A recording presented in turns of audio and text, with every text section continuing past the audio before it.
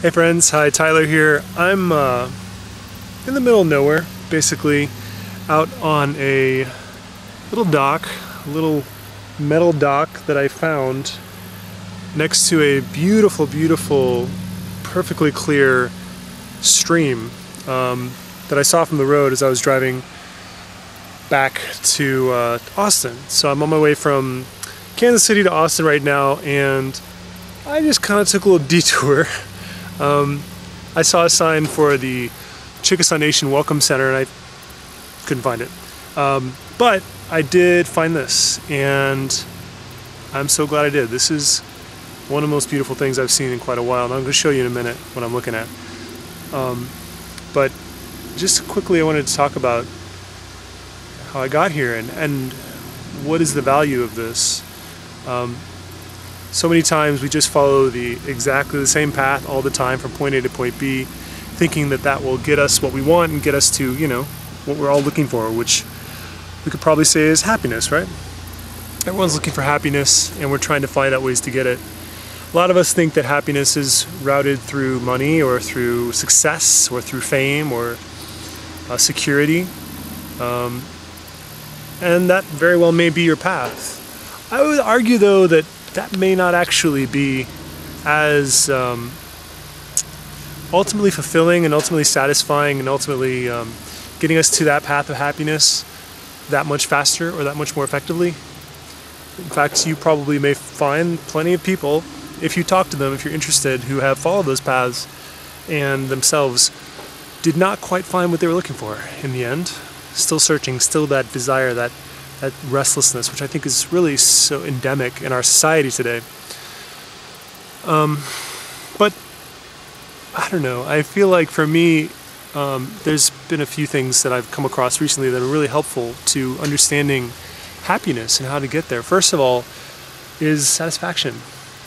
Satisfaction with what is and what you have can be perhaps one of the singular most powerful techniques of achieving happiness. Not putting something out there as necessarily the path to happiness, but finding satisfaction, peace, happiness, and joy even with sometimes the most basic qualities, the most simple things, finding beauty in the mundane, if you will. I know that sounds kind of cliche, but really put into practice, it can be really powerful and effective stuff. So looking for that, even in the in-between, we do our daily ritual, our daily route, wherever that may be, point A to point B, maybe even going off the beaten track a little bit and headed down a path you don't normally go, and really keep your eyes open and awareness out of your electronic device for a minute so you can look around and see the beauty of nature surrounding you, or just the most inane little thing like the placement of a sign in someone's yard, or what kind of decorations they have on their house for the holidays or anything like that. That's one thing. And the other thing, which I've been listening to recently, a lot of podcasts about how do we achieve a flow state. So a flow state, ooh, it's cold. I just put my foot in. You can see how pretty this water is. I mean, it's just so clear. The seaweed all happy down there, little happy seaweeds. The flow state is referred to as a place, a being of total concentration and focus, where you can do whatever it is you need to do with total effortlessness and ease, enjoyment, satisfaction, and peace. And I think a lot of us are searching for that a lot of times when we're looking for happiness. Just getting that sense of feeling I belong here, I've got some purpose, some meaning. I think that can be such an incredibly empowering sensation, feeling, way of being. And they found through research, from what I've heard, that there are mainly, three different factors that weigh into whether or how we get into that state of flow where we can just get things done effortlessly and life really seems to make sense.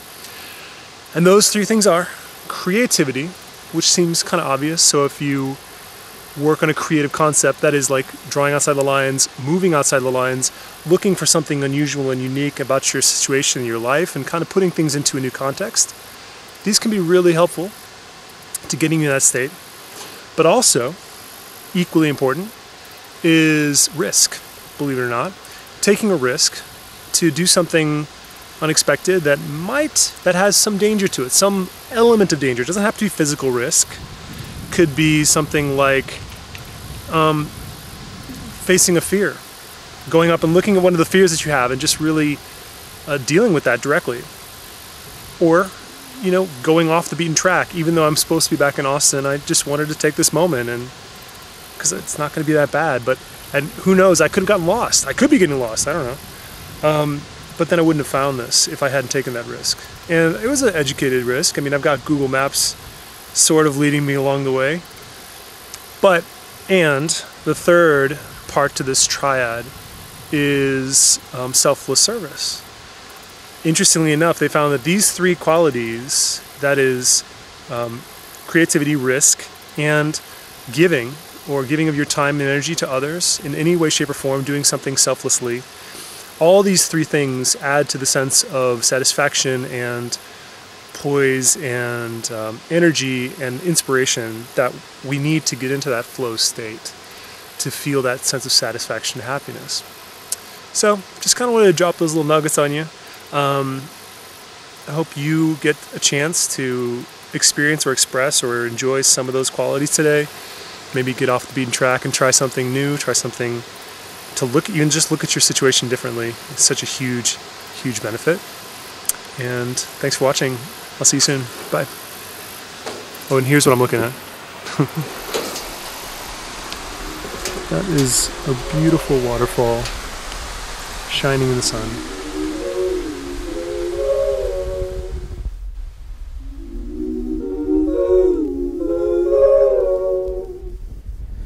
Don't fuck with me, don't fuck with me, since you should know.